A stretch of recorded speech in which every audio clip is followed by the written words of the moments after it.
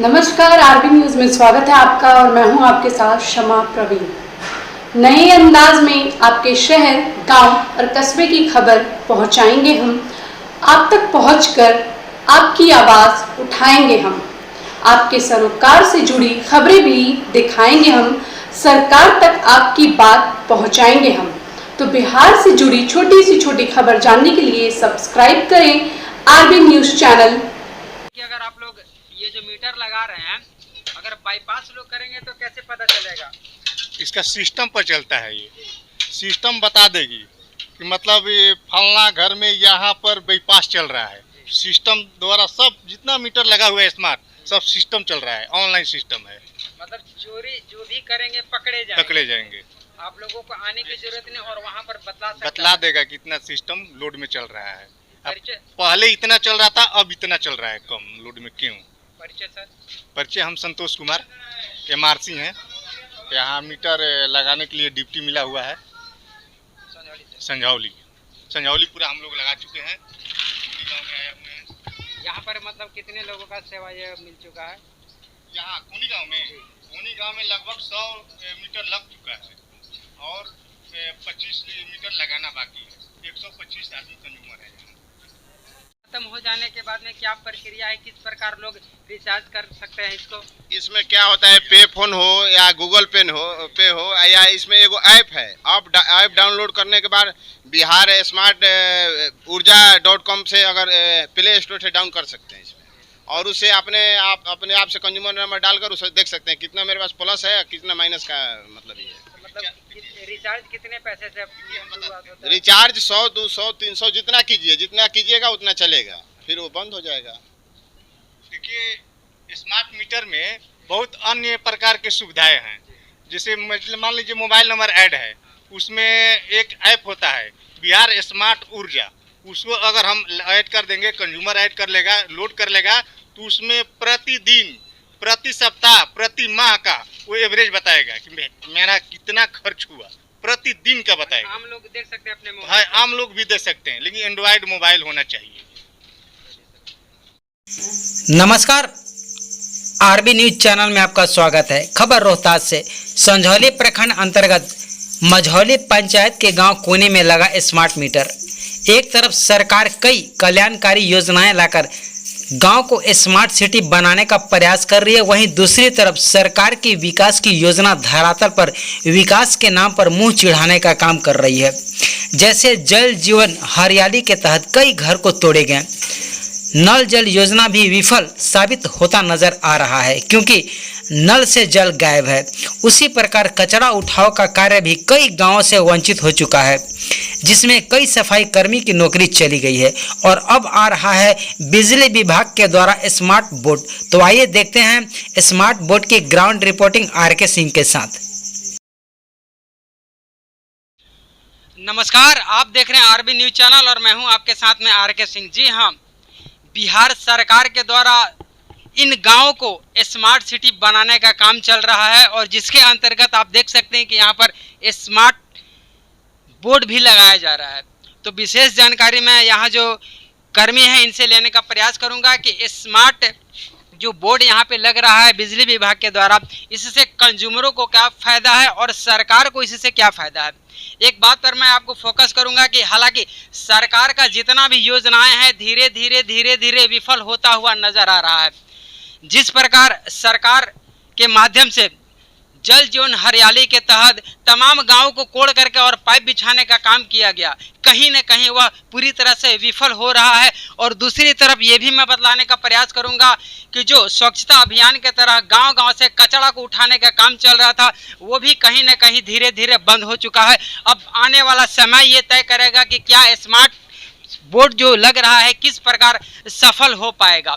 तो अभी हमारे साथ में नारायण जी उपस्थित हैं। मैं नारायण जी से जानने का प्रयास करूंगा कि इस स्मार्ट बोर्ड को लेकर के ये क्या कुछ कहना चाह रहे हैं। सबसे पहले नारायण जी, हमारे चैनल में आपका स्वागत है। परिचय? आर भारत टीवी को पहले सबसे धन्यवाद करता हूं। मेरा नाम नारायण स्वामी जी महाराज जी हैं और मैं बिजली विभाग का JLM हूं। संझौली में पोस्टेड हूं और मेरा ड्यूटी मिला है कि जितना प्रीपेड मीटर है और इनको साथ में रहकर देख रेख करने के लिए। और स्मार्ट मीटर से बहुत लोग का फ़ायदा है। पहले कोई मान लीजिए रीडर नहीं पहुंच रहा था रीडिंग करने के लिए, बिल कैसे भी गड़बड़ा जा रहा था। इसमें है कि आपका बिल गड़बड़ाएगा नहीं, गरीब आदमी का भी फायदा है, जितना यूज करेगा उतना ही पैसा देना है। और आदमी भी बहुत खुश है। यहाँ नहीं, हम लोग पूरा संझौली लगवाएं, मझौली पंचायत में लगवाएं, और यहाँ आपका कोनी में लग रहा है, लगभग लगिए गया है, 2-4-10 को ही बचा हुआ है। तो स्मार्ट मीटर से तो लगता है सबको फायदा ही है। एक हालांकि जिस प्रकार गांव को स्मार्ट सिटी बनाने का प्रयास किया जा रहा है, जिस प्रकार मोबाइल पर बात करते करते अगर उसका रिचार्ज खत्म हो जाता है, पुनः उस मोबाइल को रिचार्ज किया जाता है और फिर बात करना प्रारंभ लोग करते हैं, उसी प्रकार ये स्मार्ट बोर्ड है। जब इसका रिचार्ज खत्म हो जाएगा या रात 10 बजे या 12 बजे या दिन में, उसी समय आप रिचार्ज कर सकते हैं और रिचार्ज करने के बाद में पुनः आपको लाइन मिल सकता है। तो रिचार्ज करने का प्रक्रिया क्या है? देखिए, इसमें वैसा बात नहीं है। रिचार्ज करने का प्रक्रिया यही है। इसमें क्या है कि 10 बजे से 2 बजे तक लाइन कटेगा। जिस दिन संडे होगा उस दिन लाइन नहीं कटेगा। आपका जिस दिन पर्व होगा, छुट्टी होगा सरकारी, उस दिन लाइन नहीं कटेगा। ये नहीं कि 12 बजे आपको रात को लाइन कट गया, 1 बजे नहीं कटेगा। अगर बाई चांस किसी को अगर लाइन कट गया तो इसमें एक फ्लप्स स्विच दिया हुआ है, अगर दबा सकते हैं तो ये फ्लप्स स्विच जो दिया हुआ है ना, इसको अगर दबा सकते हैं तो थोड़ा माइनस में ले जाएगा, माने 2-4-10 घंटा के लिए आपको राहत देगा।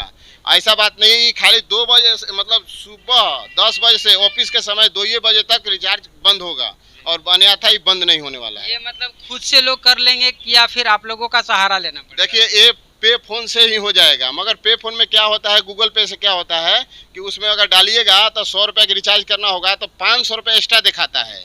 कुछ लोगों का ऐसा मानना है कि हम 2 दिन या 3 दिन पहले हमारा मीटर लगा था और हमारा बिजली का बिल था 500, तो अभी दिखला रहा है 1000। ऐसा देखिए, ऐसा नहीं है।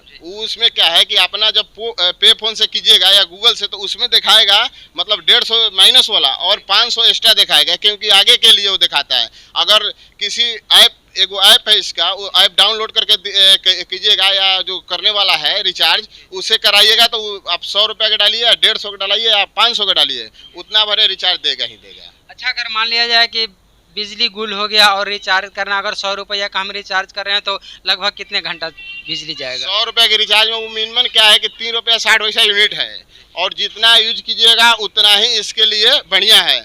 और इसमें क्या फ़ायदा है कि आप मान लीजिए 1 किलो लोड लिए हैं, आप 1 किलो चलाइएगा तो ठीक है, अगर 2-3 किलो चलाइएगा तो 2-3 किलो के हिसाब से इनको पैसा भरपाई करना है। स्मार्ट मीटर का नियम है। स्मार्ट मतलब पूरा स्मार्ट हो गया है।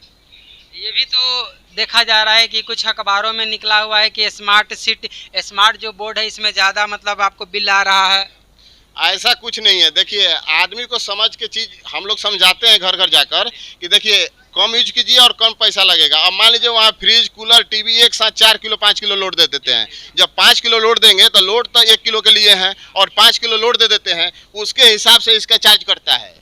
ये नहीं कि मान लीजिए कि आप 1 किलो लिए हैं, अगर 1 किलो चलाइएगा, 1 किलो से अन्यथा कम चलाइएगा, जितना कम चलाइएगा उतना ही मतलब किलो पर भी डिपेंड करेगा ये चीज़। तो इसीलिए आदमी बोलते हैं कि नहीं मेरा ख़राब है। अरे उतना हिसाब से इसको ख़राब नहीं माना जाएगा, क्योंकि बहुत बढ़िया बेटर चीज़ है। ये पेपर के माध्यम से बतला रहा है कि मतलब स्मार्ट बोर्ड जो आप लोग लगा रहे हैं इसमें बिल ज़्यादा उठता है। ऐसा कुछ नहीं है। अभी तो हम यहाँ हमारे यहाँ बहुत सारा मीटर लगा, पूरा संझौली हम फाइनल करा दिए, मझौली फाइनल करा दिया, कोनी में प्रवेश। ऐसा मेरे पास शिकायत नहीं है। जो शिकायत रहता है हम उनको बता देते हैं कि भैया ऐसा बात है, मगर आदमी जब बताते हैं तो खुश हो जाते हैं। पहले तो लगाने लोग जाते हैं, हम लोग जाते हैं तो लोग लगते हैं कि मतलब क्या आ गया, अब मान लीजिए नया चीज़ है इसीलिए लगता है, मगर आज अब दिन पर दिन जो जान गया उसके लिए एकदम निजी हो गया, बोले कि भैया मेरा पहले लगा दीजिए।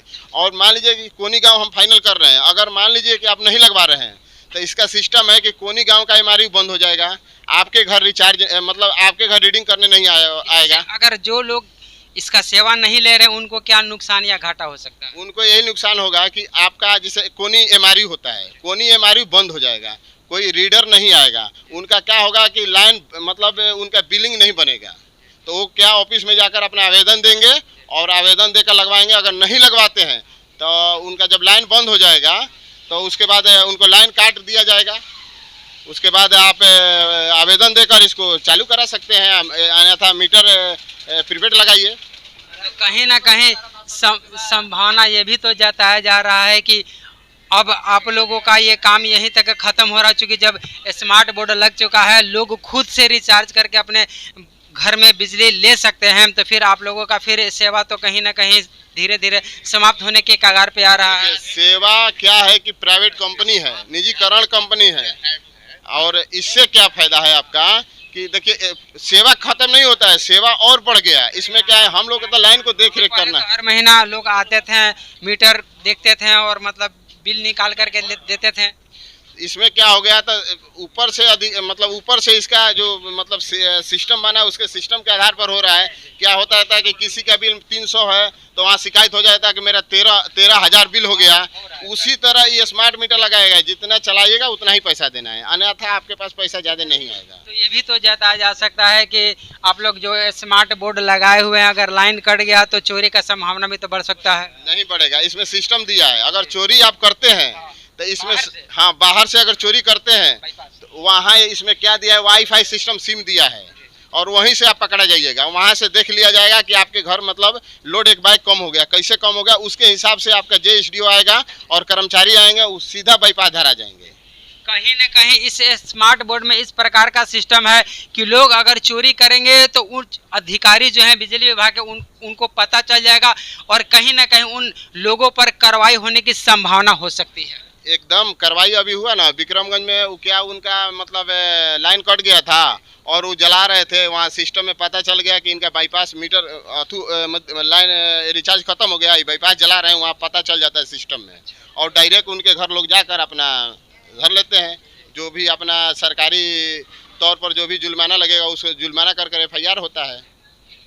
हालांकि सरकार जो बिजली विभाग के हैं काफ़ी ध्यान दे रहे हैं, तरह तरह के उपकरणों का इस्तेमाल लोग कर रहे हैं बिजली विभाग के माध्यम से।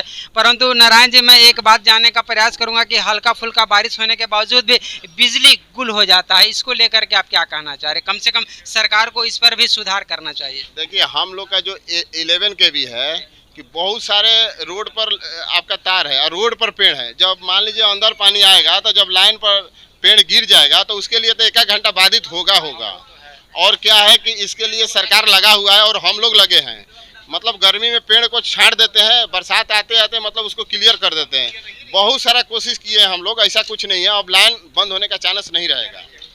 और ये भी लोगों के माध्यम से पता चल रहा है कि जो काफ़ी जर्जर तार है उसको बदला नहीं जा रहा है, किसी प्रकार उसको जोड़ करके लाइन को सुचारू किया जा रहा है। इस पर अगर सरकार अमल करेगी तो कहीं ना कहीं लाइन का जो स्थिति है काफ़ी बेहतर बन सकता है। देखिए, इसमें तो थोड़ा बहुत दिक्कत होता है, मगर ऐसा नहीं है। हम लोग क्या करते हैं, सर्वे कर लेते हैं और जहाँ जर्जर तार होता है हम लोग खुद कंपनी से करवा देते हैं। जहाँ जैसे पोल डैमेज हो गया, डिस्क पिन इंसुलेशन खराब है, वहाँ बरसात से पहले हम लोग बदलवा देते हैं। अगर कोनो छूट गया तो उसको भी देखते हैं, बरसातों में उसको चेंज करवा देते हैं।